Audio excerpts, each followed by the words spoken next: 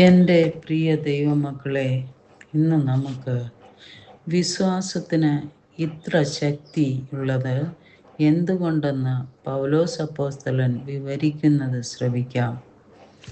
Romance 1:17 അതിൽ ദൈവത്തിൻ്റെ നീതി വിശ്വാസം ഹേതുവായും വിശ്വാസത്തിനായിക്കൊണ്ടും വെളിപ്പെടുന്നു.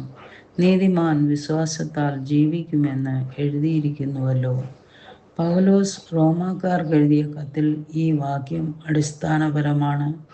വിശ്വസിക്കുന്ന ഏവർക്കും രക്ഷയ്ക്ക് വേണ്ടിയുള്ള ദൈവത്തിൻ്റെ ശക്തിയായതിനാൽ സുവിശേഷത്തെക്കുറിച്ച് താൻ ലജ്ജിക്കുന്നില്ല എന്ന് പൗലോസ് പ്രഖ്യാപിക്കുന്നു.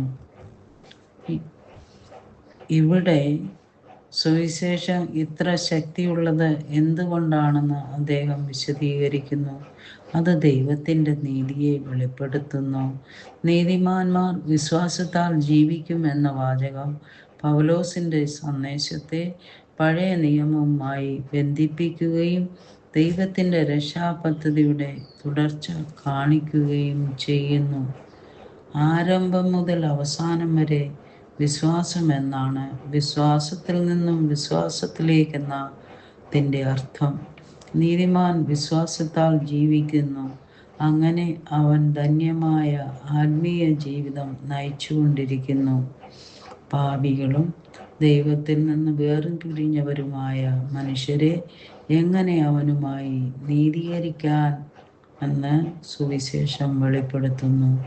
ഈ നീതി മനുഷ്യപ്രവൃത്തിയിലൂടെ നേടിയെടുത്തതല്ല, മറിച്ച് യേശുക്രിസ്തുവിലുള്ള വിശ്വാസത്തിലൂടെ ലഭിച്ച ദൈവത്തിൽ നിന്നുള്ള ഒരു ദാനമാണ്. തുടക്കം മുതൽ അവസാനം വരെ വിശ്വാസത്തിൽ അധിഷ്ഠിതമാണ് രക്ഷ.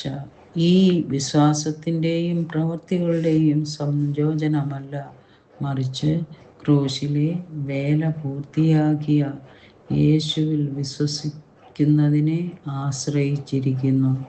വിശ്വാസം രക്ഷയുടെ മാർഗം മാത്രമല്ല, ദൈവത്തിൻ്റെ പ്രസാദകരമായ ഒരു ജീവിതം നയിക്കുന്നതിനുള്ള അടിസ്ഥാനം കൂടിയാണ്.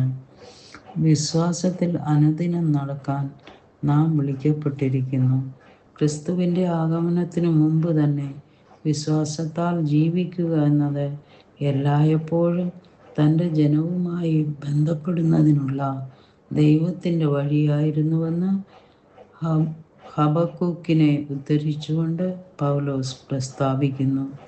നാം സുവിശേഷത്തിൽ ആശ്രയിക്കുകയും വിശ്വാസത്താൽ ജീവിക്കുകയും സുവിശേഷം പ്രസംഗിക്കുകയും ദൈവത്തിൻ്റെ നീതിയിൽ വിശ്രമിക്കുകയും വിശ്വാസത്താൽ വളരുകയും വേണം. സ്നേഹപിതാവേ, സുവിശേഷത്തിൽ പൂർണ്ണമായി ആശ്രയിക്കാനും ഞങ്ങളുടെ ജീവിതത്തിൻ്റെ എല്ലാ മേഖലകളിലും ഞങ്ങളുടെ വിശ്വാസം നിലനിർത്താനും ഞങ്ങളെ അനുഗ്രഹിക്കണമേ. യേശുവിൻ്റെ നാമത്തിൽ തന്നെ.